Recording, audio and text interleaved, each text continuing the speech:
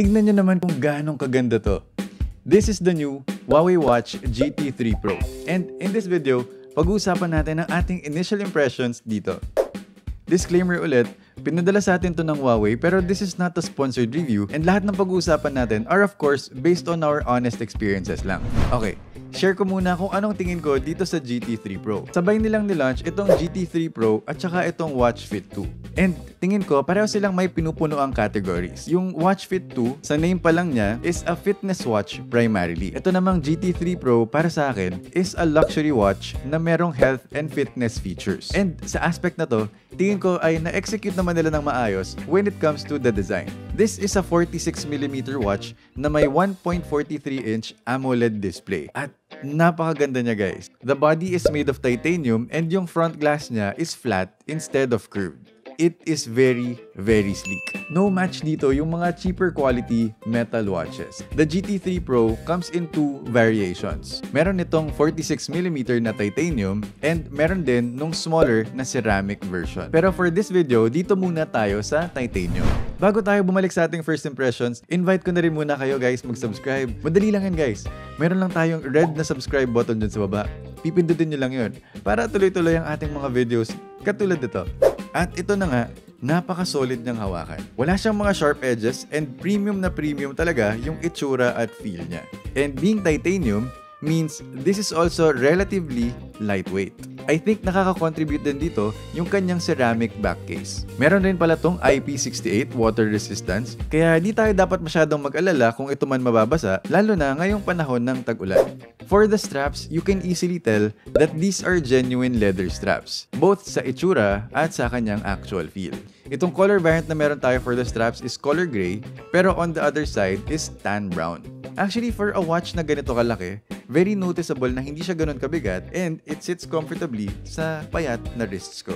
Ito rin palang original straps can be replaced without using any tools, so hindi tayo mahihirapang magpalit-palit ng straps depending on our preference. For the display, as mentioned earlier, 1.43-inch AMOLED display, and I think I could say na isa ito sa main strengths nito. You really just won't stop looking at it. Ako kasi mahilig talaga ako sa analog watches, pero iba talaga yung appeal nito. Maliwanag siya at kahit na ilapit mo talaga yung mata mo sa kanya, hindi mo na talaga halos makikita yung pixels. This also features an always-on display katulad nito, or AOD. Pero based on my experience, very responsive yung kanyang raise-to-wake na gesture, kaya hindi ko na nakikita yung need para iiwan pa yung display ng naka-on to save on battery. For the controls, hindi rin natin kailangang mag-rely sa touch inputs dahil meron rin tayong crown dito for scrolling and selecting options sa mga menus. And I must say, it does a great job of making you feel na you are turning something mechanical dahil sa kanyang haptic feedback na kasabay habang nagtuturn tayo. Meron siyang napaka-slight clicking vibration to simulate a mechanical watch na pwede rin natin siyang i-press to go further into the menus. Meron din pala tong isa pang button right under the crown at ito naman ay assignable shortcut for whatever app you prefer. Unfortunately, wala nga pala itong eSIM slot at Wi-Fi, so magre-rely lang tayo sa phone pairing for connectivity purposes. Moving on, pag-usapan naman natin yung mga available na sensors dito sa GT3 Pro. Meron tayong heart rate sensor, barometer, compass, SpO2 sensor, body thermometer, at GPS. So, medyo marami. At ang ilan dito ay nasubukan ko na, pero we will explain this more into detail sa ating full review. For its software, this is running Harmony OS, which means pwede tayong mag-download ng apps through the Huawei Health app sa ating phone. To give you an idea, sa ngayon, nakapag-install na tayo ng dalawang third-party app.